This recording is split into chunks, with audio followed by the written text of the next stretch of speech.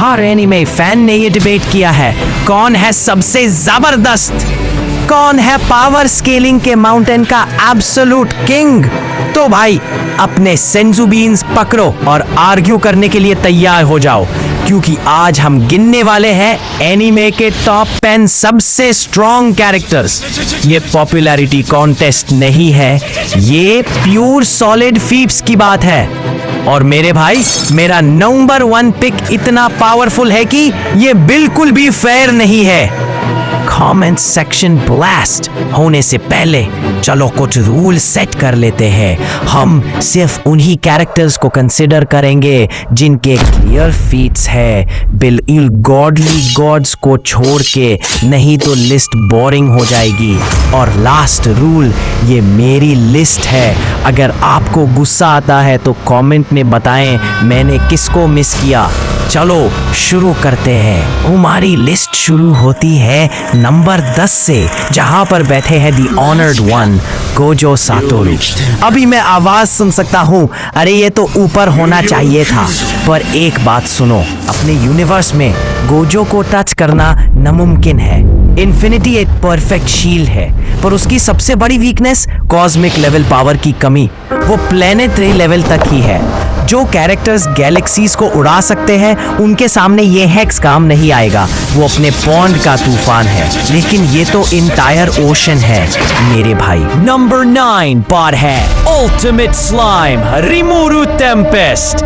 Series के and तक रिमुरु एक डिजिटल लाइफ फॉर्म बन चुका है जो मल्टीपल यूनिवर्सेस में एग्जिस्ट कर सकता है।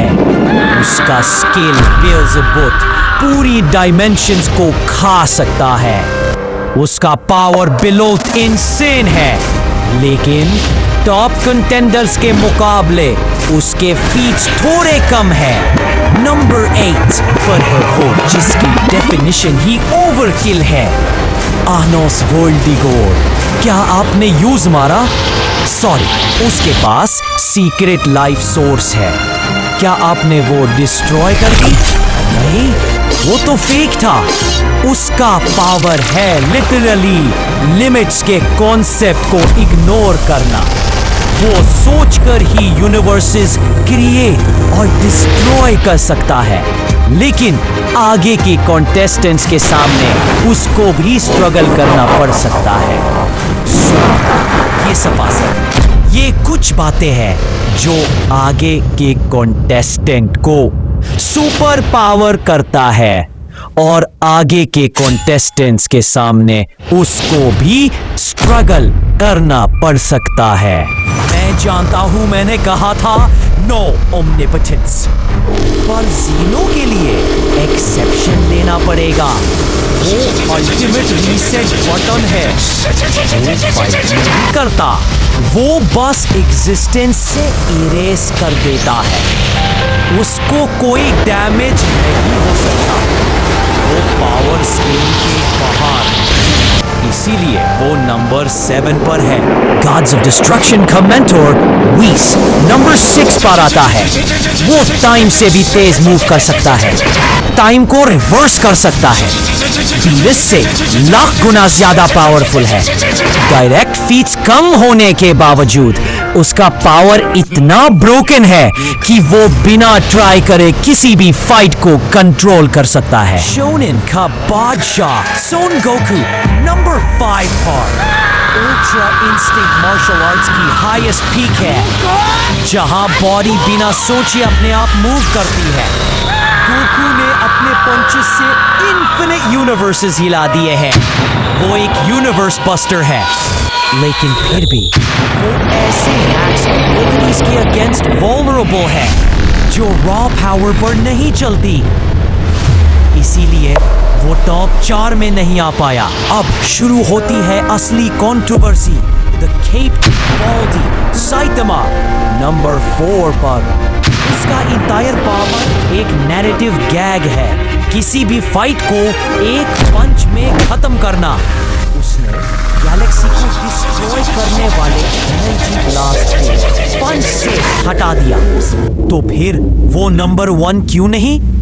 क्योंकि उसके फीट्स अभी भी गैलेक्टिक लेवल तक है। ऊपर वाले कैरेक्टर्स मल्टीवर्सल कॉन्सेप्चुअल लेवल पर काम करते हैं, जहां मे बी उसका गैग काम नहीं करेगा।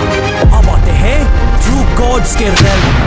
नंबर 3 पर है फेदरिन, वो एक नीचे वाले कैरेक्टर्स उसकी बुक की स्टोरी है। वो नैरेटिव्स को रीराइट कर सकती है, इनफाइनाइट यूनिवर्सेस क्रिएट और डिस्ट्रॉय कर सकती है। यूज चैलेंज करना रियलिटी को चैलेंज करने जैसा है। एनीमे लिस्ट है, पर कई एनीमे कैरेक्टर्स कॉस्मिक एंटिटी से इंस्पायर्ड हैं। द लिविंग ट्राइब्यूनल मार्वल का मल्टीवर्सल जज है। उसका पावर एब्सोल्यूट है।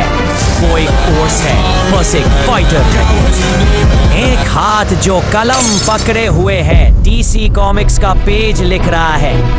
और ये रहा मेरा नंबर 1 फिक्शन का सबसे पावरफुल कैरेक्टर, डीसी कॉमिक्स का द राइटर। ये स्टोरी का कैरेक्टर नहीं है, ये तो असली ऑथर का हाथ है जो कॉमिक के अंदर दिखाता है। राइटर वो कलम चलाता है जो हर रियलिटी, हर मल्टीवर्स, हर कॉन्सेप्ट को क्रिएट करता है। उसने ही लिविंग ट्राइब्यूनल को लिखा, उसने ही फेदरिन की स्टोरी लिखी, उसने ही गोकू का पूरा यूनिवर्स बनाया। वो अनकंटेस्टेड मेटा फिजिकल टॉप है। आप उसे फाइट नहीं कर सकते, क्योंकि वो तो आपके फाइट को भी लिख देगा। आप ऑथर से लड़ रहे हो, आप ऑलरेडी हार चुके हो। तो ये थी मेरी लिस्ट। आपको मेरी लिस्ट से अग्री है? नहीं ना? इसीलिए तो मैंने किसको ज्यादा ऊपर कर दिया, मैं किसको बिल्कुल मिस कर दिया। कमेंट में बताएं आपकी टॉप 10 क्या है। असली डिबेट अभी शुरू होती है। अगर आपको ऐसी ही एनिमे पावर लेवल वीडियोस पसंद आती है तो लाइक बटन को बड़ा सा दबाएं और वीकली वीडियोस के लिए सब्सक्राइब कर लें। देखने के लिए शुक्रिया और अगले वीडियो में मिलते हैं।